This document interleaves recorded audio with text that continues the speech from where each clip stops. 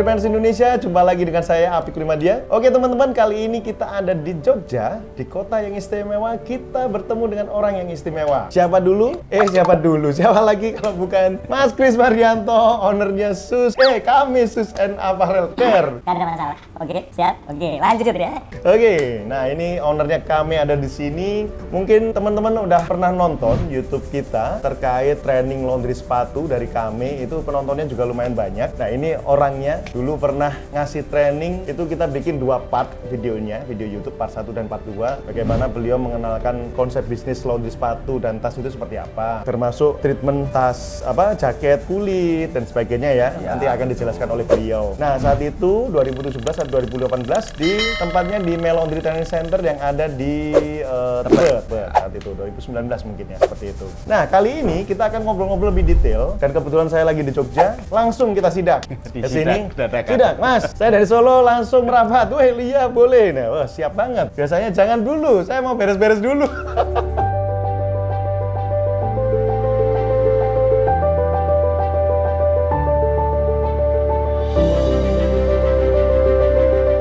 Apa kabar Mas Kris? Baik Pak, lama tidak ketemu kita. Terakhir mungkin 2017 ya Pak ya? Mungkin 2017, 2018 lah itu. Kalau boleh izin saya memperkenalkan diri. Silakan.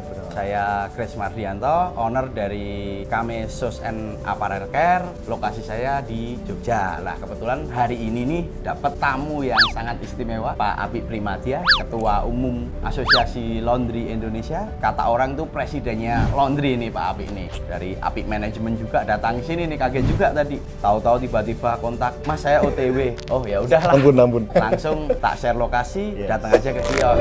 Nah Mas Kris tadi udah jelasin, beliau sekarang memang lagi fokus untuk kami laundry, tapi khusus sepatu dan apparel care ya. Nah kenapa sih Mas fokus ke sepatu dan apparel care aja? Mungkin bisa diceritakan terus, atau mungkin diceritakan sebelum tercetus bisnis ini. Jadi flashback ya nih Pak Apik ya. Dulu itu kan saya dari tahun 2007 sampai tahun 2018 ya, tepatnya saya itu masih karyawan pabrik Pak, buruh pabrik, ngurusin limbah dan bahan kimia dulu di Jogja. Nah mulai 2016 tuh kan saya iseng-iseng tertarik bikin produk kami ini, produk untuk cuci sepatu dan lain-lain. Waktu itu lagi booming. Saya ikutan bikin, ternyata diterima di pasar. Akhirnya 2016 jalan tuh produk sampai 2018 akhirnya saya resign dari pabrik, modal nekat.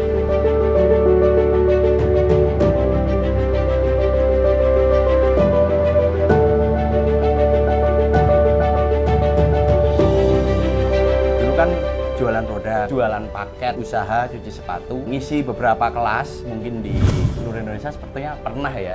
Tahun 2018, 2019 itu saya keliling Indonesia memberikan kelas, memberikan pelatihan, memberikan training untuk teman-teman dari laundry yang pengen menambah lini usaha cuci sepatu. Nah, kan saya trainer tuh dulu, masa trainer nggak punya laundry? Padahal seorang trainer harus bisa membuktikan produknya dan dia bisa menjalankan sebuah bisnis. Jadi saya bikinlah laundry ini sebenarnya cabang kedua.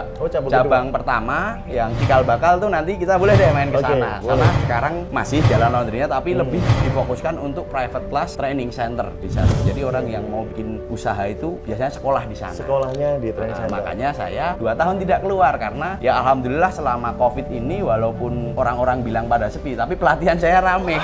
Bahkan ini saya besok juga bentar lagi keluar kota ngisi kelas privat.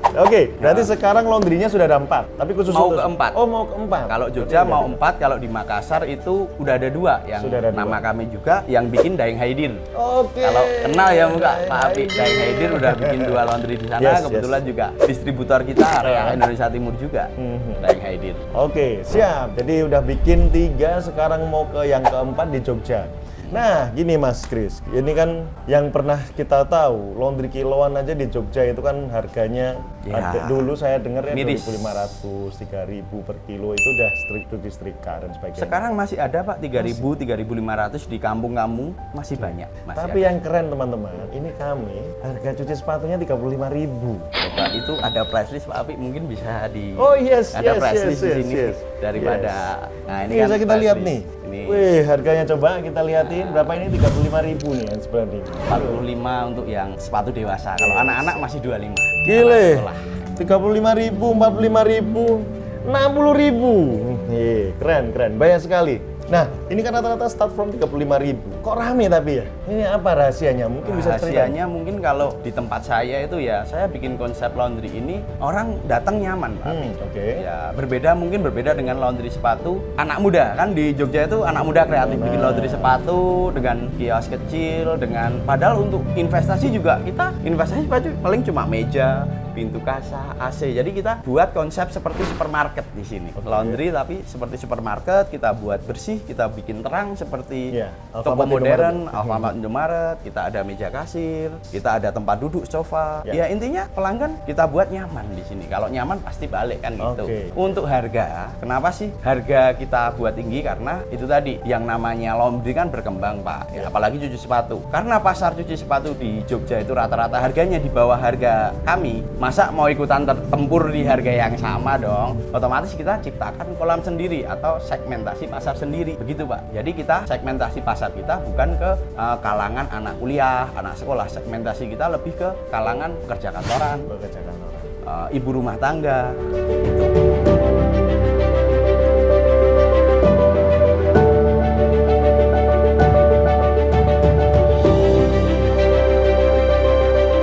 Sasarannya adalah bukan mahasiswa, tapi adalah pemukiman warga, termasuk biasanya orang-orang yang kerja di Jogja atau mungkin daerah sekitar Jogja, tinggalnya yang agak pinggir-pinggir. Nah, karena perumahan elit sekarang di Jogja malah di pinggir, bukan di tengah. Itu rahasianya salah satunya. Rahasia yang lain adalah saya memperhatikan sekali datang ke sini, memang akhirnya saya merasakan nyaman ya. Jadi sebagai pelanggan parkir ada, tempatnya strategis, meskipun agak di tikungan, tapi macet juga ada pertigaan atau perempatan di depan. Tapi itu tadi, akhirnya orang nengok ke sini lampunya terang banget dan kelihatannya banyak sepatu yang berjejer-jejer. Jadi teman-teman bisa melihat ya, sepatunya banyak banget.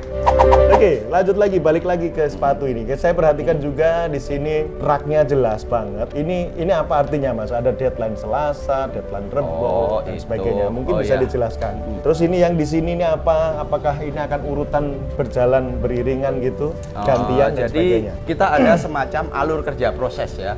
Alur flow chart untuk pengerjaan. Jadi di sini kan ada teknisi 2, ada administrasi untuk kasir, admin 1. Jadi jelas alur prosesnya, ketika sepatu masuk diterima admin, dicek admin semuanya, bahkan sampai tali-talinya ditulis warna apa, model talinya bak pipih atau bulat, jangan sampai tertukar. Soalnya kadang mirip-mirip masalahnya. Bukan mirip lagi, kadang ada sepatu Adidas atau sepatu Converse itu sehari bisa masuk 10 dengan ukuran yang sama, dengan warna yang sama, padahal pemiliknya beda semua. Nah, jangan sampai tertukar. Kan di situ beratnya laundry sepatu itu kan ya sepatu yang masuk mungkin ini banyak bedanya, tapi kadang di momen tertentu ada 10 pasang sepatu yang ukurannya sama, mereknya sama, dengan pemilik yang berbeda, warnanya juga pasti sama. Gimana sih biar jangan sampai tertukar itu. Jadi itu tugasnya admin, dan admin juga mungkin di tempat lain admin ya udah bikin nota aja. Kalau di tempat saya sangat aktif, makanya Abi lihat tadi adminnya, kasirnya gerak ke sana kemari. Admin apa aja tugasnya berarti kalau di sini? Tugas admin adalah memastikan memastikan orderan.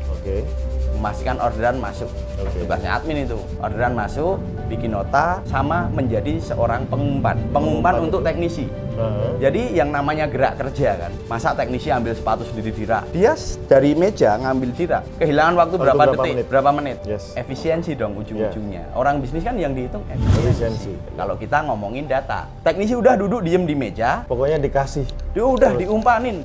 Nggak perlu sama teriak-teriak, saya minta lagi satu. Nggak gitu, perlu ya? Sebelum. Jadi admin udah langsung tahu ya? Langsung udah tahu. Kalau admin istirahat gimana? Admin istirahat, kan istirahatnya nggak barengan. Nanti lebih ke sistem sih. Jangan deh kulik-kulik sekarang, tenang aja itu. Nah, jadi admin habis ini bikin nota, memastikan naruh ke rak. Di sini ada berapa rak? 1, 2, 3, 4 rak ya. Rak yang di paling ujung itu.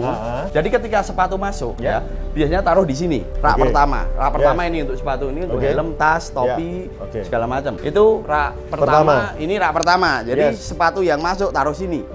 Ketika sini ada masuk lagi, kan penuh nih, digeser ke sini.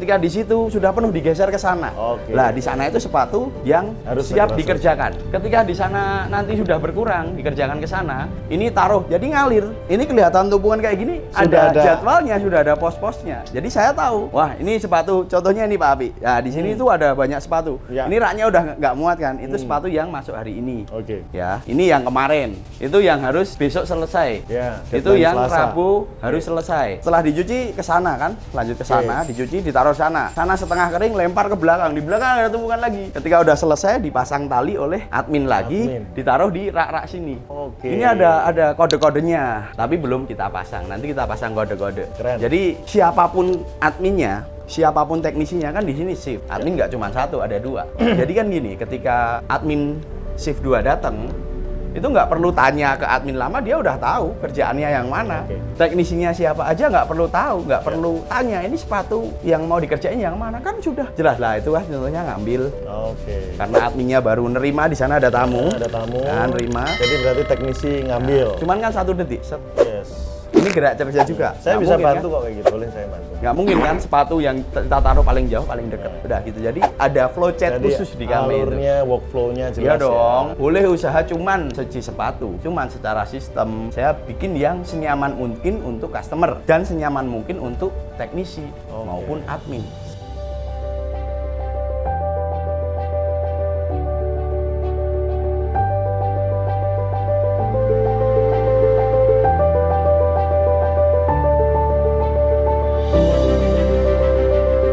Terus itu lagi Pak Abi. Oke. Jadi konsep Monggo. di sini adalah saya memberikan kepastian. Oke. Ya. Oke, Jelaskan, customer Pak. itu Anda sebagai customer suka yang pasti apa suka yang nggak pasti? Yang pasti dong. Pasti kan. Yes. Nah, kuncinya adalah mungkin kepastian ya. Dibedah dari sistem segala macam itu cuman 3 yang saya pegang itu.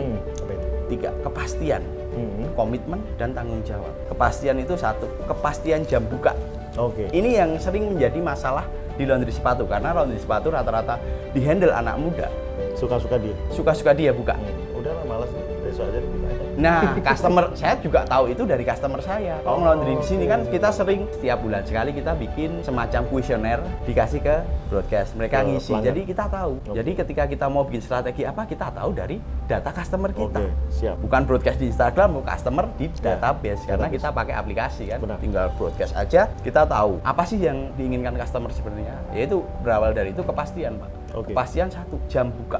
Jam buka. Kita selalu buka jam 9 pagi sampai jam 9 malam. Oke. Di semua outlet. Semua outlet. Oke. Beberapa outlet karena Sambisari juga lokasinya terpencil, Jadi mungkin nggak sampai sampai jam jam 7. Cuma yang di sini itu pasti. Walaupun nggak sampai jam 9 malam, tapi sana jam bukanya pasti jam 9 sampai Oke. jam sekian. Itu kepastian 1. 2, kepastian harga. Oh, Pak Api lebih suka datang lihat price list atau datang tawar-menawar kayak di pasar. Ya price list, tapi ibu-ibu rata-rata nawar. Loh, kalau nawar itu boleh. Cuman Yes. kan kita Ada harganya yang baku ya. Ada harga baku dan kita berikan admin pelatihan Cara berkomunikasi. khusus cara berkomunikasi. Kebetulan Ya. manajer saya itu lulusan komunikasi, ilmu komunikasi, makanya dia pinter mengajarkan kepada admin untuk komunikasi. Kalau teknisi kerjanya cuman gosok, memastikan itu Ya. tadi. Ya, 1 kepastian jam buka, 2 Yang kepastian kedua, harga, 3 Hmm. kepastian kualitas. Jadi kita punya standar mutu. Walaupun belum ISO, TUV Nord Ya. atau TUV Cert, tapi kita di sini punya standar kualitas hasil. Dan terus ada parameternya ya. Iya, berarti ya pasti yang namanya standar itu ada parameter. Oke. Ya, itu yang pegang parameter adalah admin. Jadi ketika sepatu ditaruh di belakang tadi, menurut admin saya belum bersih, balikin. Pernah Misalnya nggak apa? kejadian seperti itu? Jadi admin sudah memastikan ini standar kita bukan standar kita seperti ini. Tapi dari sisi yang teknis si tadi, yang nyuci, ini udah dimaksimalin kok ini dan sebagainya. Oh gitu, misal Yes. ada noda yang nggak bisa dihilangin. Tapi ternyata misalnya dari sisinya si admin kan merasa ini kok kayaknya belum bersih nih, Oh, harus kalau masih kayak gitu bisa nanti dimaksimalin. ada yang namanya kepala teknisi Oke. yang mengurusi semua cabang. Jadi kita kan punya beberapa cabang nih Jogja. Nanti kalau biasa mentok nih, Teknisi udah ngerasa bersih, admin belum bersih. Iya. Mereka juga punya grup WA. Penengahnya ada Penengahnya ya? adalah kepala Teknisi. laundry atau kepala teknisi. Di sini ada Oke. kepala laundry yang membawahi 3 cabang. Jadi nanti dia yang menentukan karena biasanya dia paling senior. Oke. Gitu. Berapa lama menentukan itu, Mas? Kan takutnya Cepet, kan Pak. kelamaan gitu kan? Cepet, Pak. Cepet ya? Cepet, kalau kelamaan ya numpuk semua Iya, kerjaan kita. iya. Bayangin. Ya mungkin kan kita harus tahu waktunya berapa lama sih eskalasi untuk respon hal itu. gitu Respon kan? hal itu kalau di tempat kita dalam hitungan jam Sudah beres. selesai ya, sudah. Jadi udah nggak ada perdebatan Nggak lagi. ada ya? perdebatan lagi. Itu yang menarik ya. Keren, Kita keren punya sistemnya. standar, kita punya parameter.